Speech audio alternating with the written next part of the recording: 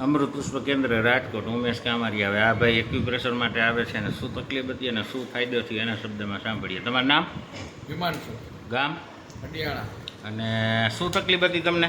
મને હાથ દુખતો હતો. હા, હાથ અને ડોક પાછળ આ પાછળનો ભાગ. ખંભો ખંભો. બરાબર છે. અને કાલે એક્યુપ્રેશર કર્યું હતું અને આજે બીજો દિવસ છે. હવે એક જ વખતમાં કેટલો ફાયદો? એક વખતમાં હોય 100%. કાલવાળું કાંઈ દુખતું જ નથી. દુખાવો જ નથી. અને તમારે એસીનું કામ વજન ફેરવવાનું. તો કાલે જાતા નહોતા, ના, કાલ નહોતો. આજે બધું કર્યું. આ બધું કર્યું. એક જ દિવસ કાલે પહોંચ કર્યા હતા ને આજે સવારથી સાંજ લગી કામ કરીને જ આવ્યા હતા. હા. આખો દિવસ કાલના દી ભાંગ્યા. હમ. અને કેટલા સમયથી તકલીફ? 1 મહિના, 1.5 થી 2 મહિના. એટલે એલોપેથી દવા ખાધી? કેટલા ટાઈમ ખાધી? હા, એ 1.5-2 મહિનાનો કોર્સ પૂરો કર્યો. તો એમાં કાંઈ ફાયદો?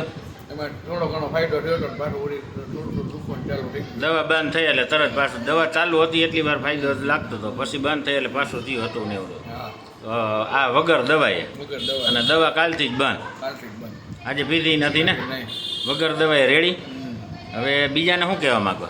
100% આ વસ્તુ કરાય, એલોપેથિક કરતા આયુર્વેદિક કરાય. તમને ફાયદો થયો હતો. હા, હા. અને કાલ ઘરે જઈને શું પછી બધાએ કીધું? બધા એ જ વાત કરી કે આના જેવું એકય નહીં, કે આ કરાય.